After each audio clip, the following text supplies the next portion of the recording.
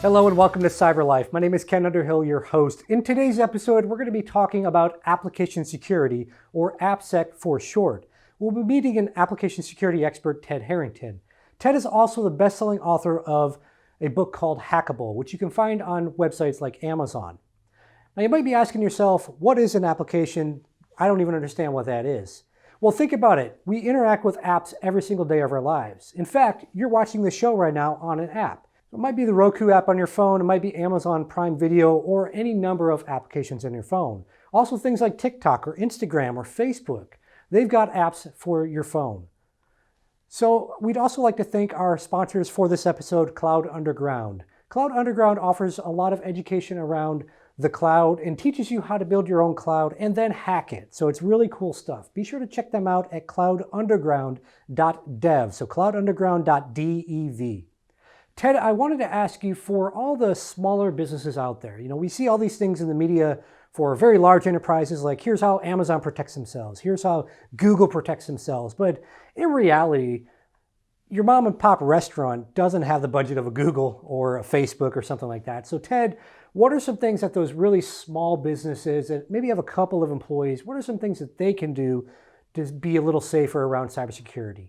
It's a great question. And when we think about the, distribution of companies, not even just in America, but, around the world, small businesses, the mom and pop type shops, they make up the majority, right? And this is a really, really difficult area because the smallest of companies are the ones who have the least amount of resources, both financial, person power, and time to deal with this challenge. So the way that most small companies think about it is they're like, well, I just can't, I have to get this customer. And if I don't get this customer, I go out of business. So I guess I'll just roll the dice on whether I get hacked or not. And I empathize with that. That sucks. So the advice, unfortunately, is you can't do as much as a large enterprise, but there are some things that you can do. And as with anything in life, it starts with, of course, just being informed. So my advice to small businesses would be to really kind of understand just the principles of security. Now, I don't expect a solopreneur or a 1 or 2 person operation that isn't funded. I don't expect them to go out and buy $100,000 security assessment unless they're building software itself. So if you're building software, there's different advice for you. But if you're just running a business that leverages software, then what you want to be thinking about are some of your more, typical tried and true security, best practices. I hate that phrase because it's like total consultant jargon speak. But, the things that everybody says you got to do, using unique passwords across different sites, making them strong, whatever. If I was going to give people just, one piece of advice, use a password manager. Stop farting around with writing them down or saving them in a Word document. Password manager helps you so that you can have the most complex possible password for that site, for all sites that can be unique across all sites. You don't have to remember it. You have to remember your password to get into the password manager. Don't forget that. And then what I recommend, and by the way, this recommendation about password managers goes for everybody, not just for the individual entrepreneurs, but is to, if you are like me and you are paranoid about even the password managers themselves, then you can add a layer on top of that that defends against the password manager getting popped, which is to add a modifier to the password. I won't go into great depth into what that means. If anyone listening to the show wants advice, I have a whole write-up on how to do it. Just reach out to me. But the idea is really simple, that your password is like, a bunch of gibberish, and then you add some small change to it. You don't put the small change, doesn't go in the password manager. You remember it. And it can be the same modifier for every possible password. And so then if the password manager gets popped, all they get is the part of the password. They don't get the modifier. So even the password manager itself doesn't result in all your passwords getting popped. So that would be, I think, the big thing is think about using unique, the same advice everyone says, unique passwords across all your sites, use them long and complex, but a password manager is the way to make your life easy in doing that. Ted, I also wanted to ask you, do you feel that by doing correct cybersecurity best practices, that can actually help drive sales and drive revenue for a business? If you sell to consumers, consumers are notoriously seem to just not care about security. And I know there are people out there who, when they listen to this, are going to send me hate mail because they're like, no, the consumer is smart. We have the smartest consumer in the history of humankind. And like, that is actually true. But when you look at the just catastrophic breaches across all these different companies that happen, it's like a blip in the customer acquisition or customer retention. There are cases where customers leave. I mean, when Target had their big, massive mega breach a bunch of years ago, man, their stock was destroyed and customers left and took a really long time. But they've surpassed that height from right pre-breach. So the individual consumer doesn't care that much, but worse, the ones who do care aren't necessarily empowered to do anything about it, right? You can make your claim to them of like, oh, highly secure. I mean, companies say that kind of garbage all the time. Highly secure. We use military grade encryption. What? Like, what do you do with that? And then you're the consumer. You're like, okay, I guess. So I don't think that as much as I want everybody to secure their solutions, I have a hard time saying that a secured business to consumer solution will change the way a consumer thinks, at least today. I'm hoping that societally that is going to shift, because there is a shift that's happening right now that actually is impacting the enterprises. And I think eventually that will trickle to everybody else. If you're selling to enterprises, you're selling to other businesses, doesn't even have to be enterprise, you're selling to other businesses, they definitely care. And that is where security is absolutely a competitive advantage. In fact, that's one of the main arguments that I make in my book, Hackable, which is that not even my book, this is what we teach in our consulting business. Like, companies hire us to help them find security vulnerabilities so we can fix it so that they can turn around and go to their customers and say, hey, look, we're actually doing security right. That's a really powerful outcome for those companies. And it's hugely differentiating, because when they're the ones doing that and their competitors are doing the hand wavy BS, they're like, oh, we're highly secure, but we're not going to in any way prove to you what that means. Like, how is the buyer going to receive these two, right? They're going to be like, well, I'm reading this person's report. It's really thorough. They clearly are investing a lot of effort into this, and you're giving me some nonsense. Who are they going to go? If those two services are roughly, equivalent being compared against each other, the more secure one is going to clear barriers faster. Ted, I also wanted to ask you, since we're talking about application security, what is it? It's securing software at its simplest form. So applications are basically ways to interact with information. If you're not familiar with what an application is, just pick up your phone, look at those little squares that you see, all over your phone. Those are all apps, right? App is short for application, and applications are software. And now, not all apps necessarily are like that. Like, it's supposed to be on your phone for maybe your individual use. There's all kinds of apps for all kinds of purposes, for business to business purposes. There's some apps that are just, companies build for their own internal use. And the reason this matters is this simple fact. Software runs the world, right? Software runs the world. It impacts every aspect of the human condition.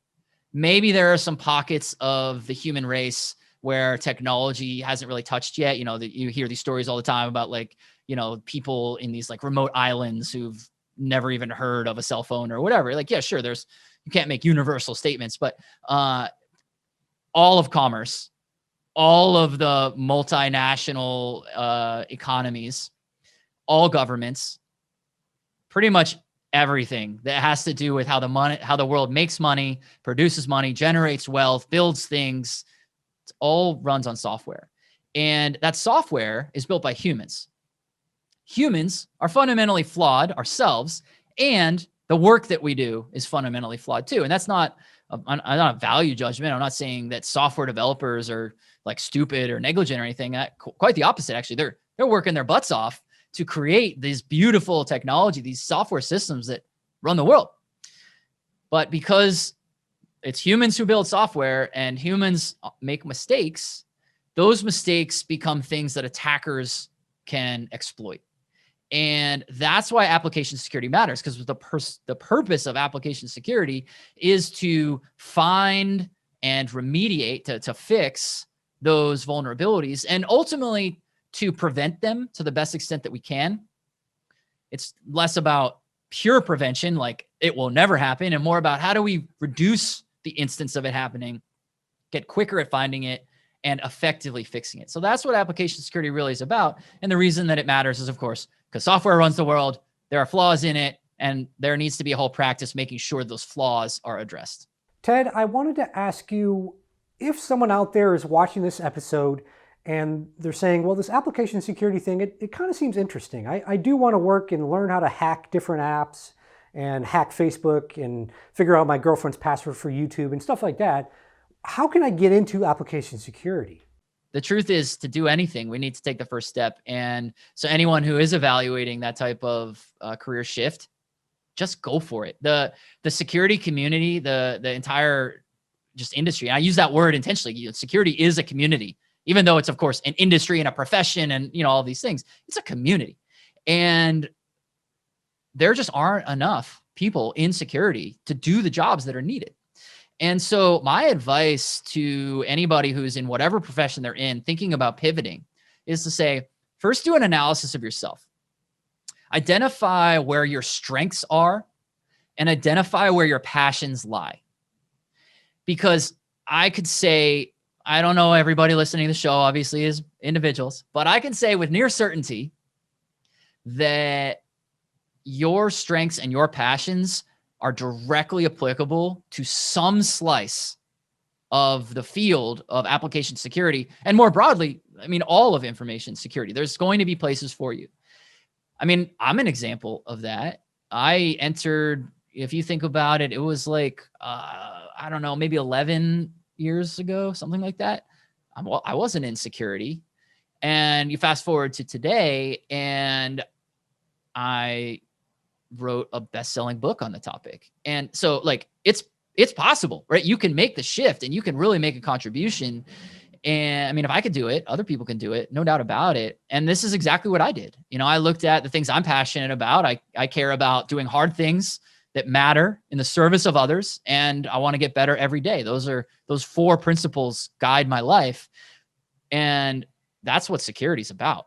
Those 4 things every day is what security is about. And so I figured, how could I take those passions and apply the skills that I have around, communication and critical thinking and, the ability to understand different groups and what they all need together. And I found for myself a little niche where I'm this translator between the really technical and the really business focused. And plenty of other people will be able to find that shift too. So if you're thinking about it, stop thinking about it and just take action. And if you need a resource to think about, well, how should I even be thinking about what this field is? My book is a great place to start. Obviously, books are, for the price that a book is compared to the source of information that it gives you, it's bonkers. So, and if you're you're a student, you have financial hardship, you can't afford the book, hit me up. I'll find a way to get you the book. The point isn't, hey, Ted's here trying to make $18. I could care less about the book sales. I want these ideas in people's hands. So that would be a place that I would start too. Well, excellent. Just like Ted said, the first step is actually taking that first step. So just take some action, and there's a lot of free resources online. Again, pick up a copy of Ted's book called Hackable off Amazon and read through it. It's going to give you a good high-level understanding of what application security is. Ted, I wanted to ask you, do you have any final thoughts or advice you want to share with the audience? I love it. It's such a fun place to be. And if you think about a lot of my friends who are outside of security, they see obviously all these headlines all the time of companies getting hacked, and they're constantly hitting me up. They're like, "Oh, you got job security, huh? This is cool, isn't it?" And it's the point isn't that it's cool that my friends see a headline and they know what I do. It's more that the world at large understands that this field exists, respects it, values it. And then when you're in the field, you realize, man, this is fun. It's nothing but problem solving with smart people. What more could you possibly ask for? If someone listening to this is a college student right now, think about the academic experience in college. You're surrounded by smart people. You're always studying. You're trying to learn new things. Like that is your relentless existence for 4 years. You're learning. Then you graduate, and in most fields, you realize, oh, that is not the way the world is.